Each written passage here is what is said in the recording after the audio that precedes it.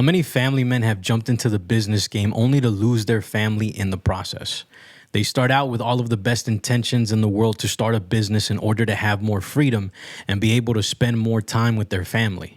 However, the reality of entering entrepreneurship when you have a family to care for is that it may feel like you have to sacrifice one for the other, when in truth, that may not necessarily be the case. What's going on, fellas? I want to welcome you to Alpha Dad Consulting. I am your host, G. Vidal, and on this show, we focus on helping family men rise above the challenges they face as husbands, fathers, and providers to embracing their role as a leader so that they can create the life at home they truly desire. We do this by bringing you tactics, strategies, resources, and conversations with incredible men who are playing this game of being a family leader at a high level. In today's episode, I had the honor and privilege of interviewing my good friend, Scott Rammage. Scott has had quite the journey as a family man entrepreneur. From working as a school teacher for many years, he decided to switch gears and jump into entrepreneurship by opening up his own bike shop, which became very successful. Yet, even with all of its success, it still wasn't the path to financial freedom he was looking for, which he'll tell you more about in our interview. Scott is also passionate about helping men become leaders in their homes and communities, which is why he co-founded the Brotherhood of Fatherhood, a group for men to help each other step up and lead, do hard things, and never settle on good enough. He is also the host of the Brotherhood of Fatherhood podcast, which I had the pleasure of being on. Currently, he and his wife have now been happily married for over 26 years, and they have 2 teenage boys whom they share an unbreakable bond with. He is also the owner of Media Machine, a company that provides media services, virtual assistants, and podcast production to small businesses and coaches. With all of his accomplishments, one of the best things about Scott is that he is a good, solid man who works hard to be the leader his family deserves. Please enjoy our conversation together as we dive into Scott's background, from his relationship with his dad and the impact that had on him to how he shows up for his family now. Let's go. I can see the enemy approaching the battleground. Hear the drums pound like a thunder sound loud. I gather up my crowd to prepare them for what's coming. We've been summoned. All right, Mr. Scott Rammage, welcome to Alpha Dad Consulting. We had the privilege really to kind of talk recently on your show, which was cool. So now it's nice for me to be able to bring you back and come on to my show here. Thank you for being on. It was awesome. You were very well received by my audience. And, we talked a little bit about how the timing was so impeccable with the lineup of kind of the conversations happening inside the show. So, yes, sir. Yeah, no, man. Heavy topic for sure. But hopefully it was, beneficial to those listening. So with you, man, you have lived quite the life. You've had quite the experience throughout your life, from entrepreneurial journeys that you've been on and different entrepreneurial ventures that I want to kind of jump into a little later on today. But where I want to start with you is just how childhood was, man, with growing up in the Rammage household, specifically what your relationship with your dad was like. Because I feel like for better or for worse, right, whatever our experience with our dad is, it always plays into how we show up as dads and husbands, and just how we show up as men in general as we get older. So if we can start there, that'd be awesome. Yeah, so I was incredibly blessed in the home. My parents were very supportive. We didn't have a lot of money, and you hear that a lot in a lot of stories. We didn't have a lot of money, but I've learned over the years, my dad owned a business, but I've learned over the years that my mom would take extra jobs and silently kind of fund our activities, our sports, our the things that hobbies that we were enjoying at the time. So it's been a real interesting kind of reflection back on those years. But lived in the country, went to a country school, kind of raised with Christian values. And what I remember my childhood is quite amazing. From home, great relationship with my sister, a regular older sister relationship as it might be. But my dad worked very hard. He owned a business for as long as I can remember.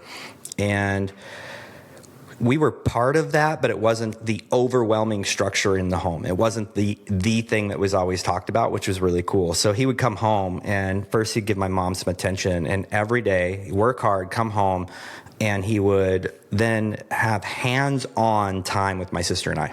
until we were at the age where like, yeah, leave us alone. But very, very physical play, very attentive. He would do things like he would stop by the store on the way home and buy a bag of rubber bands. And I thought that was like the coolest thing ever. So, then we'd shoot rubber bands at each other or whatever. So my upbringing was really quite amazing. They held very firm boundaries on the expectations for me and were very good at following through. I think it was a unique upbringing. I didn't really struggle with a lot of things in the home. And I just felt loved and supported. Of course, we had our things, right? Like we always have our things. And my mom later in life has struggled with bipolar, pretty intense bipolar. And looking back, there was some things that obviously, as a kid, you're not quite putting all the pieces together. But later, you kind of see some patterns. But other than that, Guillermo, it was just... It was an amazing upbringing. My dad was incredibly supportive. And I told a story to your other group, which kind of gives a real idea of the way that he interacted. I was pretty talented as a skateboarder in middle school. I started in like 5th grade before it was like really even popular. And maybe it was 1985, kind of when the emergence of skateboarding came. And I really got into skateboarding, and what that did is it led me into town because I lived in the country, and to skate, I had to go to town all the time. So it was always away from the house. I was out running around with friends who may not have been the best influence. Some of them were good, some of them were not so great. And so on the summer of my 15th year of life, my dad just said, we're going to build a half pipe. And that was like looking back on my life. And kind of his idea of what that was is like kind of the build it and they will come thing is my son is running out to go skateboarding with all these kids. And I have zero interest in skateboarding, but I like building things. So we spent literally, I think it was the entire summer building a half pipe in our backyard. He literally had an excavator come in and flatten out the back part of his property and created a place for people to come, and my house kind of started to become the hub. People would then drive to the country, right? Drive to us. And so what that did is it not only brought the activity to my family, and my dad got to see kind of into my life, but I was affirmed that my dad was going to support me in whatever I did, whether he was involved all the way or not. And so those are the types of memories I have growing up. As I also have shared in stories, that my education was a little different situation. That's where a lot of my struggles as a youth occurred, where it was in the classroom. But at home, man, I'm a blessed man, a very blessed man. And years later, my story, the reason I started the Brotherhood of Fatherhood, one of the reasons was I kind of screwed up as a dad early on. Yo, real quick, before we continue on with the content, right now here in the U.S. alone, close to 50% of all marriages are ending in divorce. That means that 50% of families are broken, and the dad usually gets voted off the island and has to fight back with the courts to regain access to his kids. It is one of the worst things happening to our families right now, and here at Alpha Dad Consulting, we are on a mission to change this statistic. Most of the time, these divorces happen as a result of how you as a man show up to lead your family. This was the case when I almost lost mine. I was trying to be my wife's dad instead of trying to be her man, and it created a series of problems that almost ended our marriage. If I wouldn't have changed as a husband, as a man, and as a leader, our children would have never entered this world. Can you imagine your kids not existing? All because of something you failed to do. I can't, and I refuse to. It took a lot of trial and error for me to turn my marriage around and create the family life I wanted. Look, I don't know where you're at right now, but if your family life is not what you envisioned, a passionate marriage full of love and respect, an unbreakable bond with your kids, a fortified mindset, along with the necessary skills to build a life of abundance, then I want to give you the advantage I didn't have while I was figuring all this out. It's called the Ultimate Family Leader Playbook, a free guide with 7 battle-tested strategies you can use to keep your family from ever becoming a divorce statistic. Had I not started implementing these in my own life, I would have lost my family many years ago. Give yourself the advantage I didn't have. The best part is that these strategies don't take much time, and if you do them, they will have a significant impact on you and your family. Just go to alphadadconsulting.com/leader to get your copy of the playbook. Again, that's alphadadconsulting.com/leader. Grab your copy of the Ultimate Family Leader Playbook today and start showing up as the leader your family deserves. Now let's get back to the content. Yeah. Okay. So fast forward to when I'm married and my first son is coming along. My firstborn, this is where all of that history of my home life was kind of forgotten for a bit. I kind of lost my way, but it kind of slapped me in the face again. So I'm working, and then I start a business on top of working full time as an educator. I started a business as a bike shop owner, and I found myself like literally working, 90 to 100 hours a week. And I don't know about anybody listening, but it's very difficult to be really involved with your family and be the loving father and husband that you're supposed to be when you're working that much. And that became my life. And thank goodness I had that background of my dad working hard, yet stopping and doing the things he needed to do in the house to build a very solid and beautiful home life, so that when I kind of got the Mack truck moment, I was hit across the face with, Scott, you're a complete idiot. You are not doing what you're supposed to be doing. I had that foundation, and that's the kind of the precipice of the brotherhood of fatherhood for me, is really making sure that men have opportunities to get a Mack truck moment, where they have opportunities to be struck upside the head and say, like, dude, you're being an idiot. Like, you're missing the big picture of life right now. So that's one of my callings, and I'm so thankful for my upbringing. I don't know how else to share it. It was just incredible.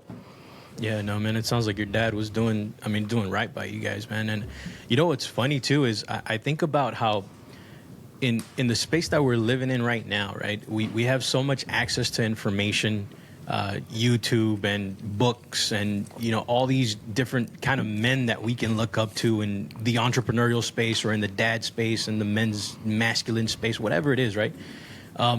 But in the time when our parents were growing up, that information wasn't out there, right? And we can look back to in some cases where a lot of us men that grew up with dads that maybe were physically present in the home, but they weren't actively present like your dad was, right? Like building a half pipe in the backyard to bring in more kids. Instead of you going to hang out with these kids, like they come hang out with you in the backyard. He knows you're safe. He knows you guys are good. And he's getting to enjoy time with you, right? Like, who thinks of that during that time without having outside influence? So I think that's a real special thing, man. And nowadays we have a plethora of information, a plethora of people out there that we can look up to, that our dads didn't have. So, and most dads weren't thinking like, how do I become a better dad? How do I become a better husband? It was just like, let me just provide, right? Let me just put food on the table, a roof over their heads and clothes on their back. And that's it. Like, I'm a good dad.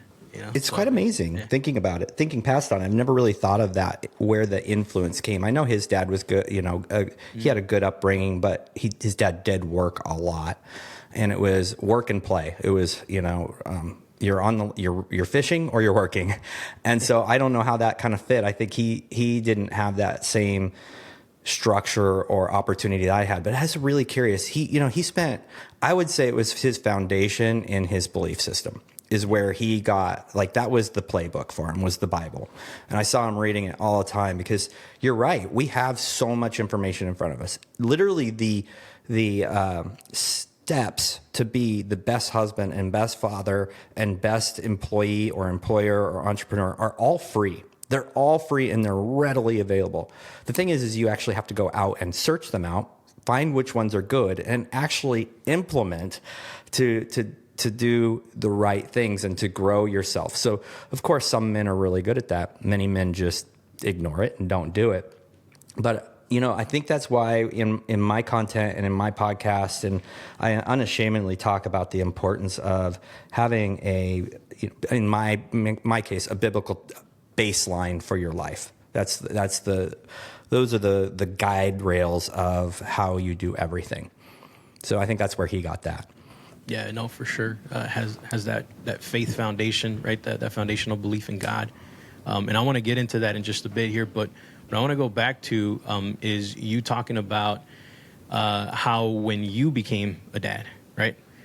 You're in the delivery room, you see your son for the first time, your firstborn son. You get to hold him, you get to put eyes on him for the first time. What's going through your head, man? What are the emotions? What's the thoughts? Are you scared? Are you nervous? Are you not? Are you like, man, let's go? What's going through your mind? This is no one's ever asked me that. And it's a real interesting reflection because there's a lot of guys that just get super stoked for having a child and it like fires them up. I was happy. I was excited. And it was like moving into the new stage, the next stage of life. And it was almost more like just, this is what you do. And I think I was almost a little numb, if that makes sense, kind of almost floating in this space of like, yeah, it's what you do. I reflecting back on it, one, I was really young, and what I did, as opposed to doubling down on learning to be a great husband, a better husband, and a great dad, was I kind of doubled down on the term provision. And when I thought of provision, I thought of financial. And so instead of like focusing my attention to how do I be the best husband right now, because to be the best father of a baby, you know this fresh, to be the best father of a baby, what you do is you take care of your wife. And so I don't know that I really kind of latched onto that. And I thought, well, to be the best father and to do everything I'm supposed to do, I need to go earn more money. And so I had this misaligned idea of what was happening. And I think I also had like a little bit of an identity going on. Like I didn't want to lose my identity to being a father. And I kind of am ashamed to say this out loud, but I have so much joy in being a father now. So no regrets, because everything has led me to where I am now. But I think I didn't want to lose who I was in that. And, all of a sudden your life is showered with everybody talking about the baby, all the focus on being a dad, all the focus on, your wife. And I think for a lot of men, it kind of spins them into a weird place. Like, I don't know how to handle this sudden change in my life. And when you have a misaligned identity in your work, like I did, everything was work up to then you turn all of that, at least I did, I turned all that energy into work instead of that energy. Like, okay, I'm going to contain my energy for work, but I'm also going to work on being a better husband, and I'm going to learn what it means to be a great father, and I'm going to really dive into those things. I'm like, I need to work harder. I need to make more money. I need to make sure we're taken care of. And I've seen this over and over again. I've interviewed, hundreds of men, and I could say at least 20 of my interview guys would say, yeah, I'm like, when did you start your first business? When did you go out on your own? Right before my baby was born, or a month after my baby was born. This is a standard pattern I've seen. And I think it has a lot to be rooted in, like, we're trying to anchor ourselves as providers, and it gets a little misaligned in what that means. Yeah, that's really interesting. It's funny, man, because that was the same thing for me. Literally right before Ethan, my oldest, he's 5, was born. That's when I was diving into the entrepreneurial ventures and trying to figure out what the business thing is going to be. And it's funny how there's a through line there. And I could be wrong. I mean, a lot of guys definitely have this desire, and some of it's spoken, some of them hide it or repress it, but they like, what if I started my own business? Like, what if I did my own thing? Not every guy has this. I know guys who are very, very happy and comfortable just working for someone, knowing what their pay is going to be, knowing what they're going to be making in 15 years. That's important to them. But I think there's this time that comes in your life where you're like, wow, if I don't do it now, when am I going to do it? And you start to feel old when you have your first baby, and you aren't. Let me dispel that. You are not. But you start, and you're like, well, this is my last chance. This is my only chance. I got to go for it. So that might also be a reason that a lot of guys step into that entrepreneurial journey right when their firstborn happens. Yeah, it's funny. I was watching a reel right on Instagram, and they were talking about the importance of how men want more respect than they do love, right? Right. And they want to be respected more than they want to be loved by their wives and this and that. And I don't completely agree with that. I think you can have both, right? Like, and that makes an effective marriage when you have love and respect, you know. But with what you were saying in terms of being the ultimate provider, right? I wonder if that's subconsciously tied to the respect that we want, right? That because when we look at other men that have made it in business, we have some sort of underlying respect for them and their accomplishments. 100%. So if we're doing that in the family game and we're becoming a provider and we're efficient at that, it's like we get that underlying respect from but a lot of the times it's not from the family, right? It's more from the external, because we're missing out on the family. So with that being the case in what was sort of the catalyst that made you wake up? What was the Mack truck that hit you, if you don't mind explaining the story on that? I wish I knew. You know, I was getting up at 4 a.m., working out, going to my bike shop, doing all of the pre-opening, you know, admin, bookkeeping junk, and then typically go straight to work teaching at 7:30, get off at 3:30, go back to the bike shop, work until 8. Like literally that was my schedule. And then on the weekends I was either working at the shop or I was taking guys bike riding. Like I was being that stupid where all my free time was spent traveling to go ride in the mountains somewhere. And I really don't know what that catalyst or that defining moment, I know when the defining moment was, but I don't know why all of a sudden I did feel like my marriage was struggling. And my wife and I had always been so close, and we were best friends, and we, you know, hung out before we dated, and then we dated a long time, and then we got married young. And so I never really thought that our marriage was in trouble, but we were struggling, and I couldn't quite figure out why. But one night I came home, I think it was like later than normal, like 9, and the house was completely dark. All the lights were off, and there was an empty plate on the table still. And that was the moment. I don't remember any defining thoughts up before that, other than my wife was constantly frustrated with me with like, I have to meet a rep, or I have to do this. The business depends on it. And, you know, she actually now tells me she had decided that this is what life was like. Her job was the kids, and she still had a career as well. Her job was the kids. And then I would just be around when I was around.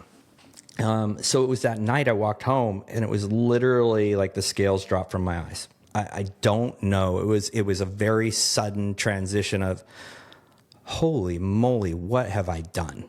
Like literally, what have I done? And it's like everything all of a sudden was in front of me. The times that, like my time spending time with my son, and now 2 sons, was them being at my business and me running around and then watching a TV show in the back room I made for them. So it was special, right? Or, you know, I was on the phone all the time at the park. So I was spending park time with them, but I wasn't there.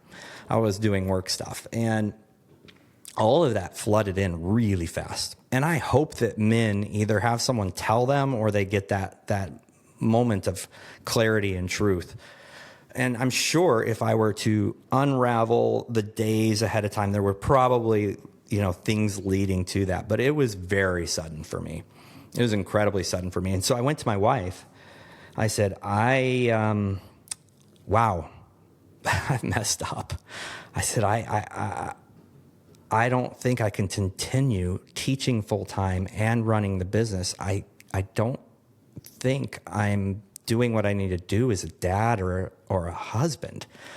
And she just had this look of like, oh my gosh, are you for real? Like a dream. Like she said, absolutely. And so we had decided, we made a game plan together, and we worked together on it, and the whole thing went to crap, the whole plan. And I can definitely tell you that, because that's led to where we are today. But it was now we were in something together, and the plan, it didn't go as planned, but her and I locked arms and like, yeah, this is the direction we're moving to for the sake of our family. That's beautiful, man, because you had the self-awareness, you know, was something, right? Gave you the self-awareness to change and to admit that you were wrong. That's That right there, guys, is the big one, right? Beating the ego down and going to your wife and admitting when you're wrong, right? And I was thinking about what, before I started trying to do this business and doing this and that. I used to think of, like, one of the things that used to keep me up at night all the time, right? And this happens to a lot of the guys that I talk to, is that you don't have everything figured out. Right. Not only that you don't have everything figured out, but you don't want your wife and your kids to know that you don't have everything figured out, right? And that thought is what kept me up at night. It's like, man, I have to keep my composure. I have to keep that, this facade that I have things figured out, even though I don't. And I don't want to come to my wife and tell her, hey, guess what? I messed up and I don't have everything figured out. And I guess what? I need your help. I need you to come with me and figure this thing out together, because I can't do it on my own. And a lot of guys aren't willing to go there, man. Like, it's just, the fact that you were, and even though you guys had a struggle through the plan, right? The plan didn't turn out.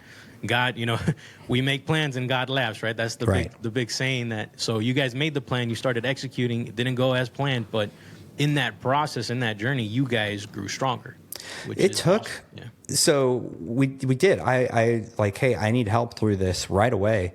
And after the plan fell apart, to the tune of, real quick, I'll kind of share that we were like, okay, we're going to sell the bike shop. It's a viable business. It makes money. It's doing great revenue. I got full-time staff that can run this place, and had a buyer. So I got a buyer. So I didn't sell everything. And then seriously, on the way to sign the final papers, on the way in, he called me and said, Scott, I'm not going to do this. And I'm like, I just took all of the new season inventory in-house. And so when you bring in new season inventory, you put it on 120, 90 or 120 or 160 day credit, and you sell it, and you buy it, you pay for it, and then you have stuff left and you make a profit. It's the sales cycle in a brick and mortar store with high dollar inventory. And so I'm like, my wife and I are like, well, we still have to shut it down. So I tried to liquidate everything I could. But really, basically what happened is we incurred $350,000 of debt overnight, because we were like, I'm going to shut the doors. I committed to doing this. I'm going to do it. So I had to find a place to store all of the work, all of the bikes, all of the equipment, all of the tools, and just worked years on selling that off. But $350,000 in debt overnight. We both made a decision. We weren't going to file bankruptcy. We weren't going to get any assistance. We were going to pay every single dollar off. And was all good, but that's where the plan went to crap. Now, this happened. I literally had lost my identity. I was the bike shop guy. My friends stopped calling me. They stopped wanting to go on bike rides. All of a sudden, they didn't have the hookup, right? They got mad at me because they said, well, you can still give us deals. I'm like, guys, I'm climbing out of a hole right now. And so I literally had lost my identity. My identity was so shaken because I didn't have a good, firm foundation, that the next 2 years were hell. I was, and that's where I think men go into when things feel out of control. It's like, what can you do to feel like you're gaining control? And so I had lost control of just about everything. I didn't know how to be a dad. Now I had all this time. I didn't know how to spend time with my wife or sons. So I did all the things that bad dads do, and just kind of self-absorbed, got fat, just depressed. And that's where I wasn't willing to get help. That's when I wasn't willing to get help. So I made the moves, and then I digressed when things didn't go the way I wanted them to go. So I still consumed all of my time working in the basement, or, working on my own bike or riding my own bike. So it was a pretty horrible 2 years, quite frankly, after we sold that, actually closed that business down. Yeah. And then, so what got you out of that? No. 2 years, and then was there something defining moment there? Yeah. So Christmas Eve, I'm looking in the mirror going, I am fat and nothing's working. Here's my excuse. Nothing works. I'm riding my bike a lot, but of course I don't have my diet dialed in. I don't have my nutrition dialed in. I'm not consistent. And I felt horrible. I felt sick. I was probably 40 pounds more than I am right now, and with no muscle. So, I have a lot more muscle now. So it was a lot of extra fat on me. And I was like, at that time, the HCG drops were really popular, where you would eat 500 calories a day and then you'd take these drops and it would put you in some state where you lost weight. Well, people were doing this and losing a ton of weight. Of course, it's extremely unhealthy. And my wife's like, no, you can't do that. So I'm sitting there on Christmas Eve, 2010 or 11. I don't remember. My wife and I don't quite agree on the year. We'll have to look it up. And I'm at my in-laws and I'm looking for a fast way to lose weight. And I was literally looking for, like, I didn't care if it was an overnight solution. I didn't care if it was surgery. I was trying to control things and find a quick fix. And I happened upon some website that said, hey, take these supplements, do this thing. And so the day after Christmas, I made a call to whoever was linked in that, and a business opportunity was put in front of me. What was called a business opportunity. It was actually direct sales, or an MLM. I had no idea what it was. And so I got started on the products and started losing weight, started getting healthy, started making money. I'm like, Kim, 2 weeks, I made $1,100. She's like, what? She's like, I want to have nothing to do with it. And then a month later, I'm like, I made $3,000. She's like, what? And so the thing that happened in this was not that I was being lifted up by other people, because now I had people interested in me building my business because that helped their business. I was blind to what this business was, this business model. And then all of a sudden I got into the world of self-development, personal development. So I started reading books. I started unearthing some things in myself, and it just took off from there. Within a year and a half, 2 years, I was able to purposely and forcefully leave the education field out of pure disgust for what was going on in there. Because as I was personal growth was occurring, a lot was happening.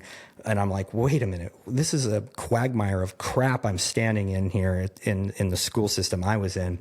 Wow. And so my brain just started to explode. I started to grow really fast. And the financial end of that was wonderful for us at the time. And it was extreme. It led me in the right direction. It led me on an 8-year journey that led me to the next big breakthrough. But also what it did is it made me realize that my problems, one, I did not need to do them alone. And two, I needed to work on me before I could have a perfect marriage, before I could be a good dad. I had to work on me.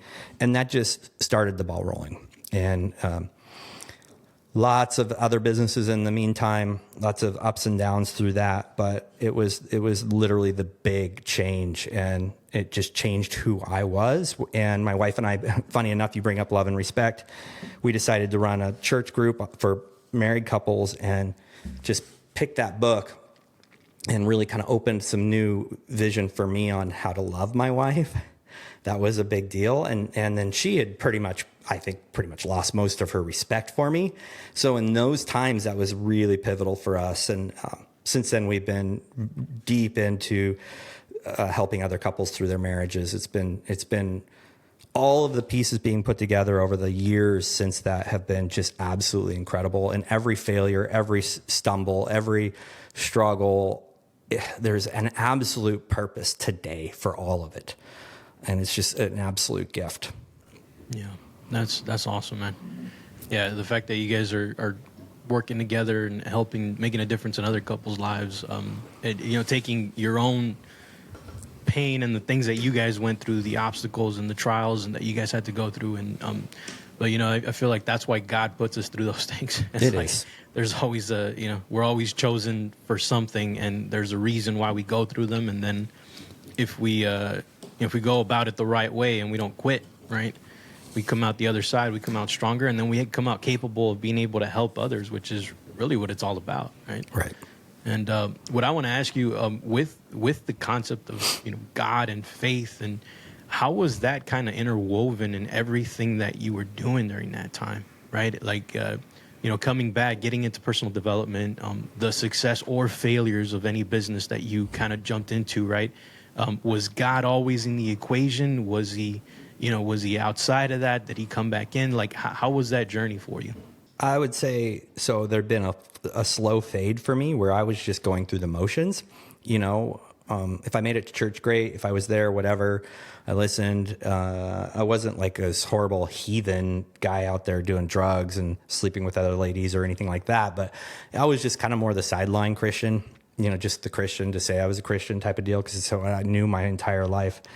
When I started to do the personal development, the recurring story no matter what I read, everything pointed back to that faith is so incredibly important. And all pointed towards God. And so I dove into that deeper and deeper and deeper, and was able to expand my mind on what that actually meant. And the fact that I was always putting limits on God. I had a really nice little glass ceiling for what God could do in my life personally. And so I just kept breaking through that. I would say in 2019 was a huge breakthrough year for me in understanding what God's capabilities in me were. But it was definitely really getting more into a personal relationship and understanding it's not religion, it's not doing things. And I'd never really lived that way. It was this personal relationship with Christ, and this way in which I could lift the limits on what I felt like God could do in me and through me and for me. And that was huge. And it wasn't until I broke through, and we're talking about, my parents were amazing growing up. They were really amazing. They did have some very limiting belief sets. Growing up, maybe not real abundant minded, and had always lived in the same small town, still do. And so your world becomes a pretty tight bubble when you don't expand out. And so that's really kind of what I stepped into, and just realized that as I looked around and found new people to mentor me and found new people to have in my life, there was one commonality of the people who were successful. It's not a rule, but it's definitely a big trend. And that was that they were very in tune with their personal relationship with Christ. Yeah, I agree with that. It's it becomes very evident, at least the ones that I look up to, right? Like the guys that I follow, the people that I'm like, I want to take that character trait and adopt it, right, to get the results that they have. And that tends to be the underlying thing, is that they all have an adherence to a higher power, to God. Probably worship in their own kind of way, right? Yes. But the same kind of thing is like they always have respect and adherence to higher power. It's not just like they're not relying on just their own capacities. They understand that there's more. Man. And when you tap into creativity and things of that nature, or even you jump into a entrepreneurial venture and you achieve levels of success, and you understand that you're doing good, and for other people, you're providing a good service, you're providing good solutions for other people, and and you're doing it out of a good heartedness. Like, man, it's just all congruent, right? Like it all falls in line. So it's a great thing to see, man. That's been a very interesting journey. If I look back on my entrepreneurial journey, my first business that I ever owned was that bike shop, the first real business. I did little entrepreneurial things when I was younger, but the first thing I did was that bike shop. I did that bike shop for me. I wanted cheap bike parts. I wanted something to do in the summer. I wanted a way to connect with other bike riders. And then my next business, the direct sales thing, that was for me. And I had to start to realize, I got to be interested in what other people want here. And so it kind of started to change the needle. And I capped out on that because the law of leadership, or the leadership, whatever Maxwell's saying is about the lid that you hit, the level that you hit of your own leadership. I hit that pretty early on, and I can reflect back now. We did very well in that business. We did very well. I think we were at the top 0.2% in the industry. But I look back and I'm like, I know what capped us out. I know what kept us out is it wasn't solely about helping other people. There was still a lot of selfishness in there. And then I owned a gym. I owned that gym because I wanted a place to do CrossFit in my town. And I did have a desire to help other people. And it started to kind of shift my heart a little bit. But it was still, I had my own CrossFit gym. I was leading in my community, and I was able to sell my supplements. And it was a really great combination. Sold that to move to Texas, went into corporate. That was all about making ends meet for my family. And then when I finally got to the point where if I really do what Zig Ziglar says and solve other people's problems, I was solving other people's problems by solving my own. And when I switched from that to everything in me needs to be to serve and create solutions for other people. As soon as that went away, and I'll give it away for free. I'll give you the answers. I'll give you the playbook. Absolutely. If you can't afford my services, I'm going to hand you the playbook. Once that mindset came into play, and for my latest business, that ceiling that I'd always had on my income, that ceiling I'd always had on my belief of how high I could achieve in business, was blown out of the water. And so it's just been such an interesting journey. And I look back, and if I would have figured that out early, but that's not what God had planned for me. He wanted me to trudge through this the hard way, and now I do hard things on purpose. I go ruck every single morning, whether I want to or not. I'm carrying a weighted pack. It sucks. I love the time I have with God. I do worship, I do gratitude, and I do prayer for 45 minutes out rucking. And it takes a special type of tenacity to do that every single morning, carrying that heavy pack on your back, and it's just burning your traps and your neck is hurting. And now that's what I search for. And before I was always searching for comfort. And so the whole point is that when we shift the focus to really what matters, everything will change. Everything will change. God will lift the lid off of what you're doing. It's pretty amazing. And I'm not teaching prosperity gospel here, follow God and he's going to provide for you. I'm saying just really kind of lean into helping others, and things will start to happen. Yeah, I think that's the key factor there, because it's, there's always this concept of how Christians need to be weak, or Christians need to be meek, or they need to be poor, right? They need to, there's all these misconceptions, right, of that. And when you really think about it, he demands excellence from us in every area of our life, right? He demands that we serve others before we serve ourselves. And in so doing that, it's hard to be broke when you're serving others. It's hard to not receive something back, right? When you're wholeheartedly serving others and trying to solve problems for other people, right? Yeah.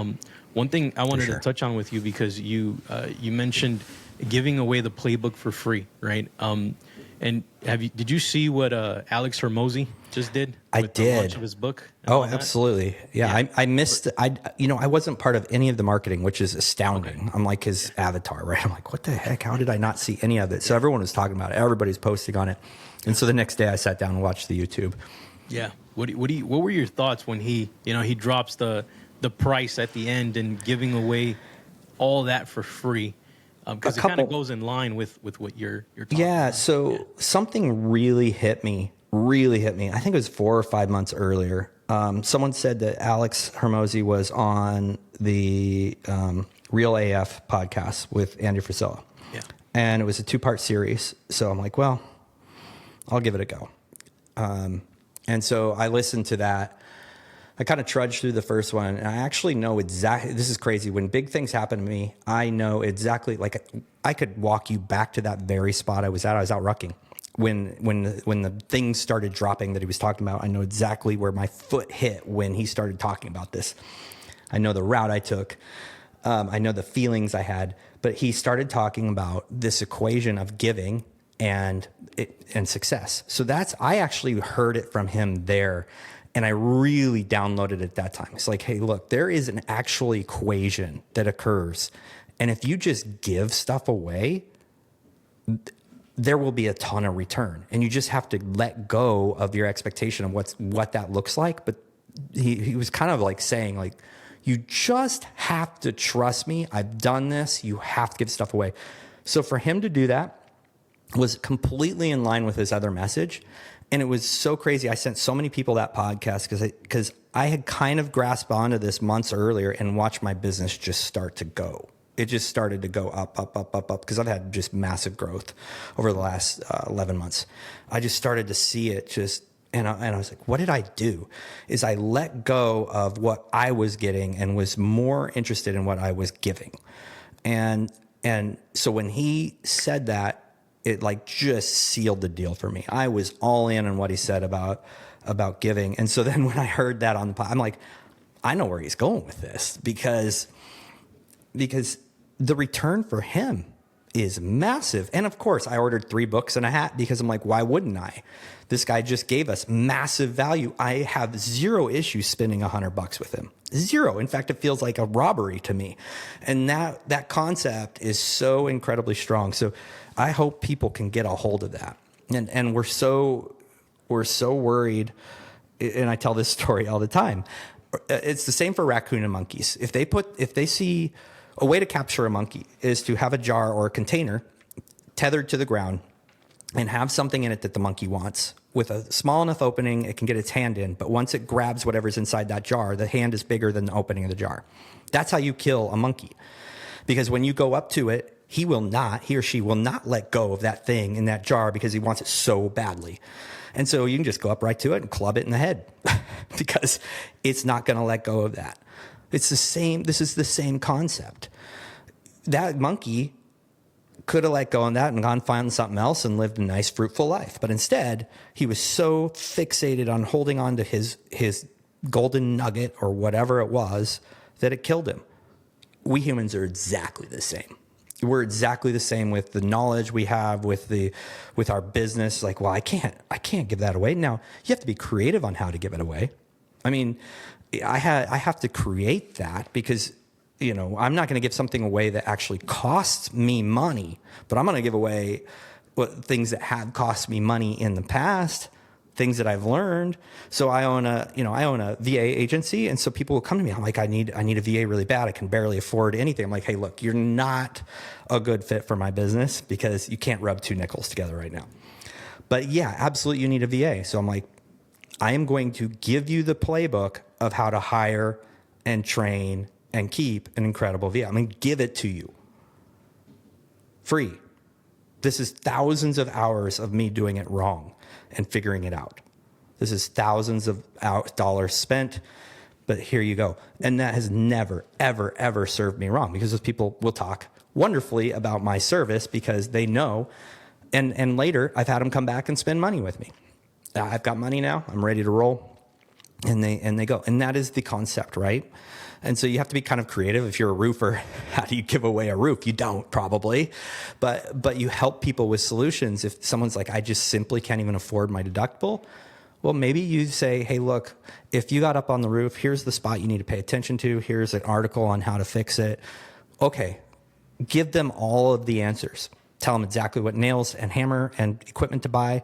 When they can afford a roof, they're going to come back. They're not going to call anybody else. They're going to come straight to you.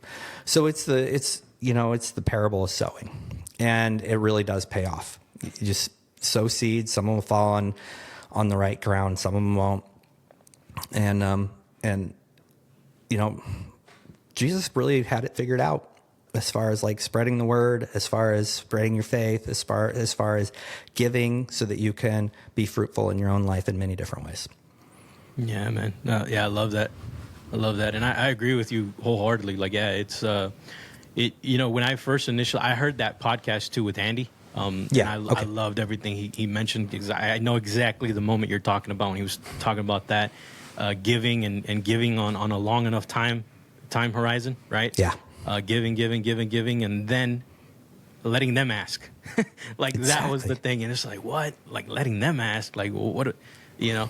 But yeah, man, whenever I've adopted that in my life, in my business, and I'm giving knowledge, right? Or wisdom, or giving away the trade secrets, if you will, of the mistakes I made and the lessons I learned from it, and giving other people shortcuts, right? Now, one thing you can't do is you can't guarantee that they'll implement. right? And not all of them will, and that's No. kind of the thing, right? Is that there's going to be a fraction, maybe a 1% kind of thing of the people that actually implement, but those that do, the good grace that you will, incur from that relationship, and just, Alex talks about it being the invisible hand, right? Like the referral that happen, the people that go and tell 5 other people, like, hey man, you got to check out Scott and his VA agency. Like, if you need a VA, even if you don't have the money, at least he'll give you the playbook, and boom. And then when you have the money, you can go do business with him, and he's the guy, man. Like Right. that right there, man, is like, there's no Facebook ads for that. It's just you. It's the amount of good grace that you're going to give out. So, I thought it was phenomenal. The event was cool. I was there on the live stream, and I was thinking the exact same thing. As he's dropping the prices, he's going through the value stack, right, and all that, doing the whole guru thing of like dropping the prices, crossing them out. And I knew where he was going. I was like, man, I cannot believe you're about to drop this for free. Do you know how many people were on that, by the way? It was like, I think, because they had hundreds of breakout rooms for like Zoom, like with 1,000 people in each. Yeah. It was ridiculous. He had gotten about 500,000 leads on that. Yeah. That were scheduled to be on that Zoom. On that webinar, but I think the amount of people that showed up was probably half, maybe. Yeah, but even then, man, that's a ton of people, dude. Like, that's crazy. And you have all those people in there, and here's what he understands. He understands that if 1% of them do something, that's going to pay him back 1,000-fold. And the fact that it was free, you're always going to have people who just take it and don't implement it because it was simply free. Yeah. For someone like me, I'm looking at, that's the number I have to hit to be able to apply for acquisition.com. And if I apply for acquisition.com and he says yes, then his team could help me scale my business, and that lifts the lid, And so then, like, that return that he might get is so long, because I'm not a marketing guy. Like, I am in the natural sense. My business is 100% referral. 100%. Never done an ad for it. Yeah. And so I'm like, okay, like, I am a marketing guy, but when it comes to funnels and all that stuff, it just causes me stress. I'll pay someone else to do it if I ever go down that road. And so I'm not there to learn about his systems. I'm there to learn from somebody. And what I took away was, I need to build my business to the point where I can apply for that. And so that's a huge return for him in the future, because I'm sure I'm not the only one. I'm sure there's plenty of people like, if I go to acquisition, I apply, and he comes in and helps me in my business, he's going to make money, and I'm going to make a lot of money, and we're going to help more people. And so the grandness of the picture is so huge, the way that he saw that. And, a lot of his content fell on thorns. A lot of it fell on infertile soil, and probably will blow somewhere else and find fertile soil. But it was such a great testament to how that whole system works. And it's literally the blueprint for success in business. Yeah, absolutely. I agree. Yeah, man. I love it, man. I love that stuff. And I love seeing an entrepreneur like him, come out and do something like that. It's wild. It's cool. Since you were on the topic of animals just a little bit ago, talking about the monkey, what I want to talk about is the buffalo, because that is an animal that you have kind of taken and symbolized for the brotherhood of fatherhood. Yeah. And I want to kind of hear that, because I haven't heard this story. I haven't heard why it's important to you and how you resonate with it and so forth. So if you could share that, that'd be awesome. And I can't wait for my new podcast studio, because the whole backdrop is buffalo, which it's actually bison, but buffalo is just such a cool word. Gotcha. Sorry. Yeah. No, I've said buffalo forever. And I was in Montana, and I had this guy create this hat for me. It's a leather step. If you're watching, you can see it, but, and he's like, well, actually it's a bison. The only buffalo are like in Africa or whatever. I'm like, well, that's true. But anyway, buffalo is a cool word, so we're going to use buffalo. Right. So this is, it's an incredible analogy of how you should operate in life. And it goes against pretty much society right now. society as a whole.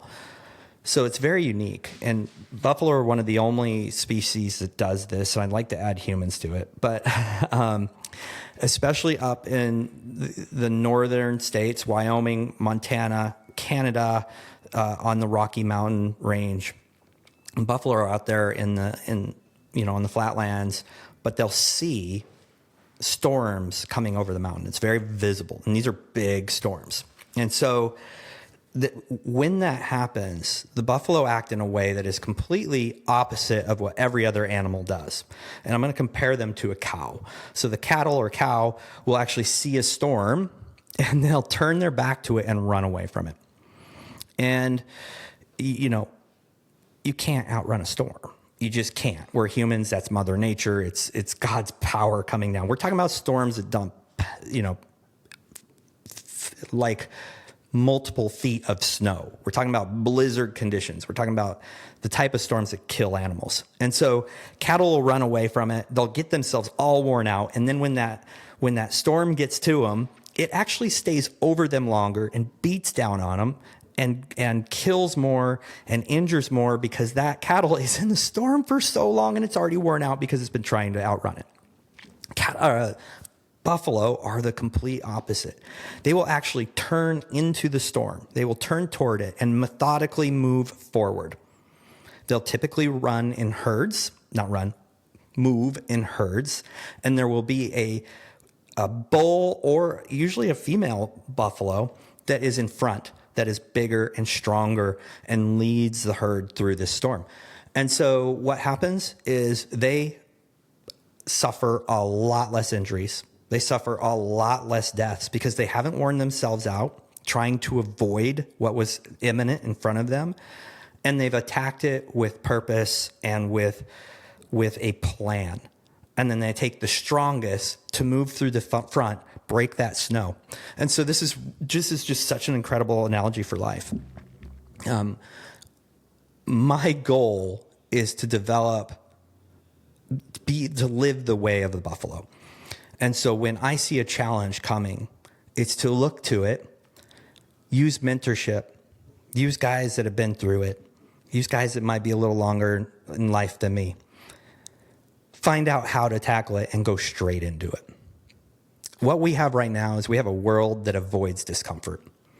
We have people that feel a little weird, so they change their gender because, they're running from the truth. We have people who don't like a job, so instead of just doing what they need to do, they just sit in it. They literally sit in their own crappy situation because it's easier just to pretend you're avoiding it, but you're sitting in it for longer. You're getting beaten. You're getting harmed. You're taking that on your own will. And I believe that if you want to lead well, if you want to lead a family that is above par, that is above the norm, you need to live the way of the buffalo. And that's any type of challenge. You move through it with wisdom and with intentionality and with strength. And the cool thing is, have you ever seen pictured buffalo? Usually I have a big picture of a buffalo here. We have them all through the house. The biggest badass buffaloes have a ton of fur on their face and a ton of fur on their front legs and their front shoulders. They're covered in, why is that? Because they're leading through a storm. And so over time, they've built up this protection. I want to be a dude with tons of fortitude. I want to be a guy that people look at and say, that's the guy to follow through this storm. I think that we as men in our society can change the trajectory of what's happening right now, can change the trajectory of families, can change the trajectory of a failing society that is godless and that is aimless by living the way of the buffalo and looking at things and leading through it. And so I have since told this story hundreds of times. 4 guys that I know have sent me tattoos they got because of hearing the story. They've all been to my events, so I tell the story at the events. I still don't have a tattoo. I need that tattoo really bad. But it's one of my family core values. And we decided as a family is that we will live the way of the buffalo. And so that's the message that I send. And everything I do, there's, on my logo, there's a buffalo. I wear hats with buffalo. Like I said, There's probably 15 prints throughout the house. And I just want men to hold on to that. And my wife and I were just having a conversation. My sister and I were just having this conversation because we always heard about the eagle who soars above the storm. And I said, well, we actually kind of need to be an eagle-o. We need to soar above the storm, stay away from the stupid stuff, but then attack the stuff that we need to attack that helps us grow. Yeah. And so now I'm on this eagle-o thing. Well, now you're going to have the eagle holding on the buffalo and then dropping it into the storm. That's right. Anyway, yeah, I just think God has painted so many answers for our problems in nature, in his creation, and we just have to be a little more observant. Yeah. I love that story, man. I love that. I mean, it's not even a story. It's what actually happens with the buffalo. So yeah, that's really powerful. I love that you said that too, you want to be the guy that's leading at the front and the guy that everybody else turns to when you're going through the storm. Yeah. And that right there, it makes me think about how a lot of men don't want to be that guy. You know what I mean? And to me, I look at that and I'm like, man, I do want to be that guy, but maybe I'm not ready to be that guy right now, but I want to be that guy. You know what I mean? I want to do the things that make me that guy. And there's guys that are maybe scared of that, Oh, yeah. So, definitely. And, trying to wake them up is what the whole point of these, for Brotherhood of the Fatherhood, from Alpha Dad Consulting, Apogee Strong Dads, like all these things that we're trying to do, is for that purpose. Is trying to get these men to want to be that guy, because man, being that man, the guy leading the front, is one of the biggest privileges that you have, one of the biggest duties that you have as a man, I think. Yeah, and I want to be very clear in my messaging here. Very clear. Is if you're listening and you are not engaged in something that's making you grow as a man, with intentionality, a program which is intentionally growing you, wake up. If you can't afford it, it's because you're not doing it. 100%. I'm just gonna lay it out there. If you cannot afford to pay to be in one of these groups and learn the things and be around the right men, it's because you aren't in one of these groups. And I know that's a really bold statement, but in order to afford something, you're probably gonna have to grow. You got to put your money where your mouth is, and you got to just go do it. And so, that's where Apogee Strong and your program are do that work. And where I found my place is I bring people together, men together, and do some stuff to show them that they need to be doing that work and point them in that direction, and then continue to support them through it. And then where I found my calling outside of my business, where I found my calling is working with the men who have done the work, who are now leading other guys doing the work. And so this is where I found my way. And this circles back to the Hormozi thing. There is a gentleman who leads men, and he's like, Scott, I really need a mentor. Would you be my mentor? And anyway, a bunch of story there, but I've been mentoring this guy for a while, and I've been doing it for free. And my time is, it's pretty stinking valuable. It really is. And I get to say that, and it's fun to say that, and I'm proud of that because I've worked really hard to get there. And that was the give. I got to give. I give through my podcast, through these events. I give as much as I can. But then what happened? He's like, hey, there's another guy that's done with my program who's ready to step up. And he sends them to me. And then there's opportunity. And so it just comes full circle to this whole thing. And my whole goal is just to help men lead. We have to lead. Wherever where you're at, there is a way for you to lead. And I have a questionnaire on my Facebook group, and it says, do you feel like you are the leader of the family? Mm-hmm. And very frequently, the answer is no, or no, I wish I was.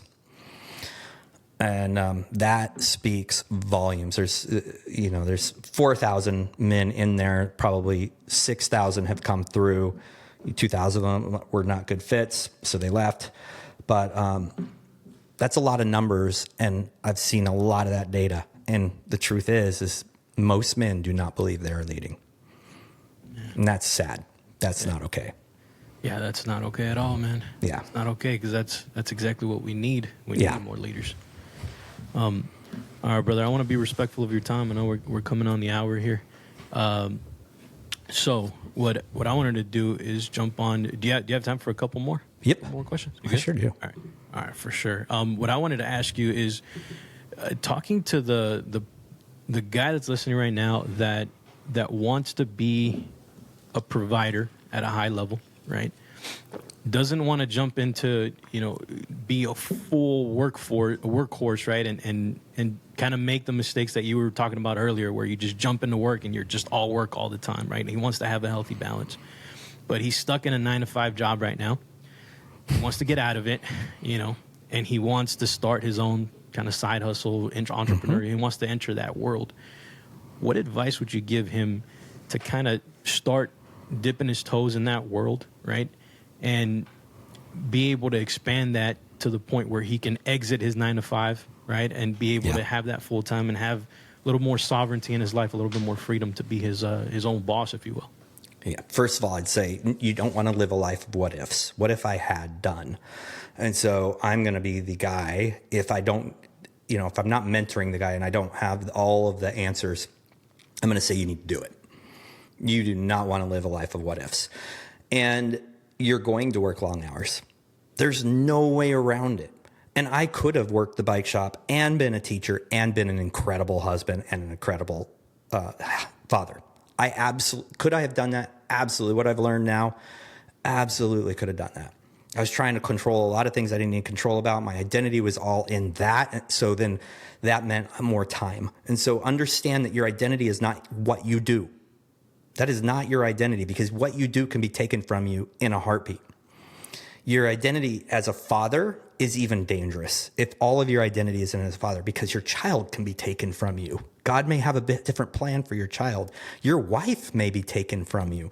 And so you have to have an identity so deep and a purpose so deep that when you go and do this side hustle, you're not planting your identity in it. You are looking to change the trajectory of your future. So you're going to be working, and you need to stay engaged and do an excellent job at your job. You don't peter out. Don't be that guy.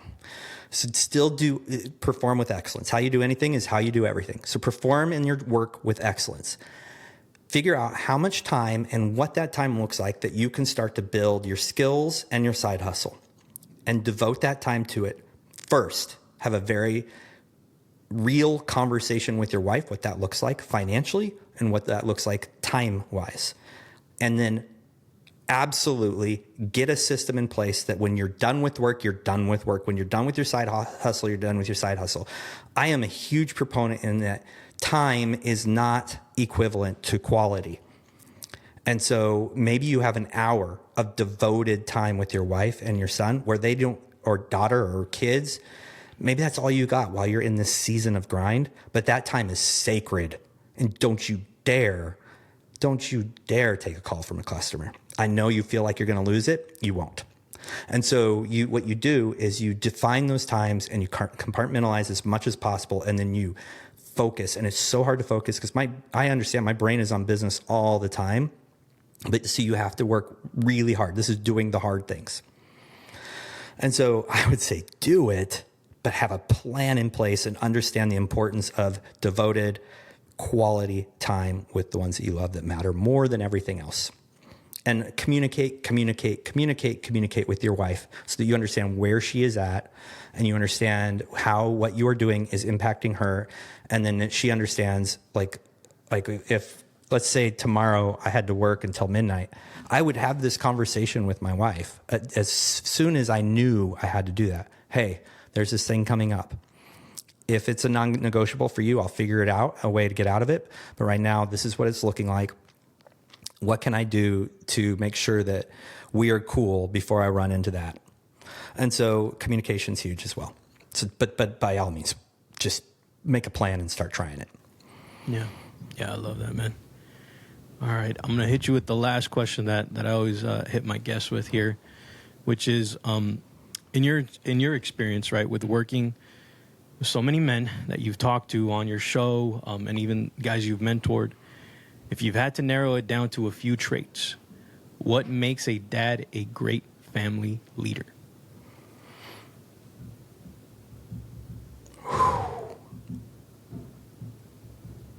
he has his values, and he has his values defined and does not waver from them.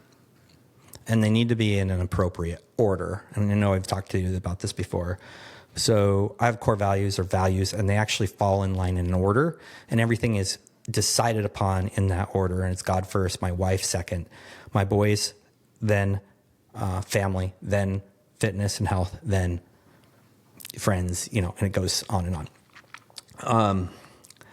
I think an incredible leader knows what he wants what he knows, and is in alignment with his spouse, serves his spouse. And my friend Kurt, storing from Dad Work, has a very cool saying, harder to kill, easier to love. And so always working on yourself. These are guys that are tuned into excellent, may not be in the best shape, but focused on doing the right things, who are making decisions and are seeking mentorship or wisdom. So core values, seeking wisdom, and have the right people. Well, right people in place is wisdom. But, living by your core values and understanding what those are huge. They're huge. And so once you do that, your wife, you may say, well, she's more of a leader than me, or she doesn't follow me. It's because you're not acting like a leader. And as soon as you step into that, my wife finally told me, she goes, it's incredibly sexy. And I've heard this over and over and over again, guys that step into this leadership role, no matter how aggressively progressive the wife is, no matter how, how much of a leader she herself is, I promise you this, it is like in human nature, once you lead and you do it right, you lead with the right heart, it's going to bid well for you and your spouse. Yeah. So I don't know if that answered your question, but. No, that was great, man. Okay. That was great. Good. The core values aspect of it is, it's super important. Yeah. In Apogee, we talk about living by a code, right? Yes. And we have kind of 7 pillars with regards to that. And it's all kind of tied into the same thing. It's having core values, a code that you live by, and that you honor that. And then that allows you to step into a leadership role effectively. Right. And you're right, man. When you do that, your wife responds. Like, she will respond to it. It may take a little while if you haven't done it for quite some time. It will take a while. You have a track record of not leading. And you'll have a lot to prove. Sure. It will not be an easy road. You got to be a buffalo in that situation. Yes, Long sir. haul storm. Storm, exactly. Yeah. That's perfect. Yeah. Yeah. Well, brother, I truly appreciate you sharing your time with us today and pouring in wisdom on these guys. Thoroughly enjoyed having you just as much as I enjoyed being on your podcast. And I would definitely want you to come back, man. I think we can riff on a bunch of different things as well. So Absolutely. Thanks, G. I really appreciate you, and I really appreciate your work. Appreciate you, brother. Thank you. Thank you for checking out my interview with Scott Rammage. I have linked all of his contact info in the show notes / description below. Please go check out the Brotherhood of Fatherhood podcast, as Scott has some incredible guests that he brings on and interviews surrounding the topic of fatherhood. All right, my fellow Alpha Dad, I'll catch you on the next one. 1, 2, 3 actions I didn't meet. 4, 5, 6 fear and silence begin to mix. 7, 8, 9 the thought of being emotionless started taking